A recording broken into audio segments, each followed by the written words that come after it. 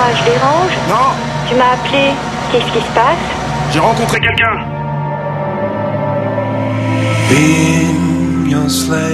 À proprement parler, la jalousie n'est pas forcément le sujet qui nous intéresserait le plus. C'était plutôt ce que cette jalousie déclenchait qui nous intéressait. Et c'est parti un petit peu comme ça, donc on en a parlé très très vite ensemble.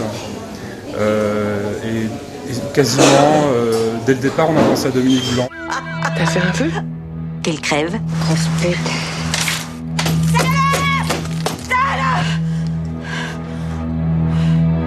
Si le personnage d'Anne-Marie dans le film est conduit à commettre des actions folles,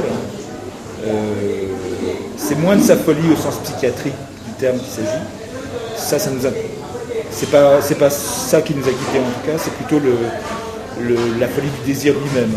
Cette folie, elle est dans l'énoncé même du propos. Elle quitte un homme. Elle garde de bons rapports avec lui, c'est facilité par le fait que c'est elle qui l'a quitté, et qu'il a une bonne nature. Mais il suffit qu'une autre femme apparaisse dans la vie de cet homme pour qu'elle s'y intéresse à nouveau. Voilà. Là, il y a l'embryon, il y a le démarrage d'une folie qui consiste tout simplement dans le fait que c'est la rivale qui compte, c'est l'apparition de la rivale qui relance tout. Elle a quel âge? Dis-moi ça, juste son âge. Mais S'il te plaît. 47. Ça alors? Pas comme moi. C'est déterminant le fait qu'elle ait le même âge, évidemment. On s'imagine très très bien que si Alex rencontrait une jeune femme de son âge, d'une trentaine d'années, Anne-Marie serait très contente pour lui. Mais c'est parce que c'est la même, en gros. C'est le double. Et c'est la même femme. Et c'est ça qui la rend dingue.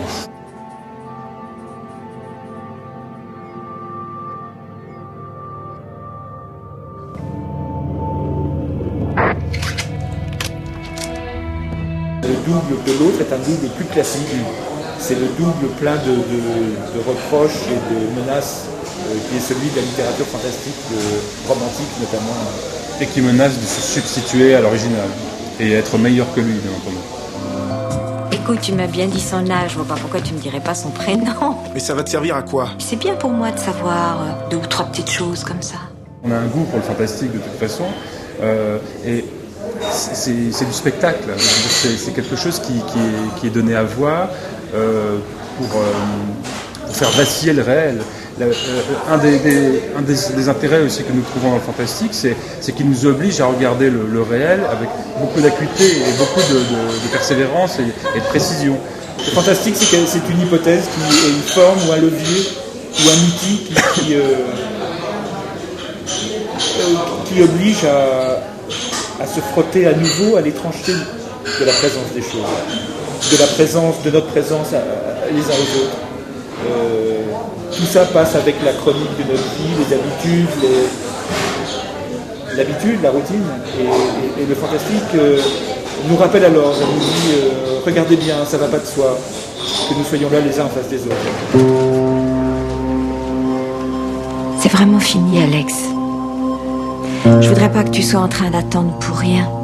C'est très étrange parce que la banlieue, si on la regarde de jour, elle est très brutale, elle est aiguë, elle est agressive. Et si on a un intérêt pour les images et qu'on regarde cette même banlieue la nuit, trempée dans la lumière du sodium, cette lumière orangée qui met finalement de la cohérence à peu près partout. C'est comme si un peintre était passé par là et avait décidé de passer un jus d'orange sur tout ça. Eh bien, finalement, ça devient assez beau. Et c'était un vrai besoin qu'on avait de représenter cette banlieue avec cette espèce de beauté postmoderne. Il y a beaucoup de sons aussi dans la banlieue. La présence sonore est très intéressante aussi. Cette espèce de distance. Il y a un paysage sonore aussi important que le paysage visuel. Il y a une voix mystique comme ça qui est transportée par tous ces moyens de communication et on peut les ignorer complètement et aussi on peut en faire quelque chose à partir du moment où on traverse une crise. Ces messages qui n'ont pas de sens a priori peuvent en avoir tout à coup énormément lorsqu'on est fragile, lorsqu'on est fragilisé. Et la présence de tous ces moyens de communication et pas seulement les transports en commun, les autoroutes, contribue à produire ces espèces de chants qui peuvent nous conduire à une folie d'une certaine manière. Tu veux une autre vie? Pas une autre vie. Ma vie. La seule injonction, l'injonction principale à laquelle nous sommes soumis, c'est celle de vivre notre vie. Et d'être nous-mêmes. Et d'être nous-mêmes. C'est la chose que le marketing général nous répète à longueur de journée.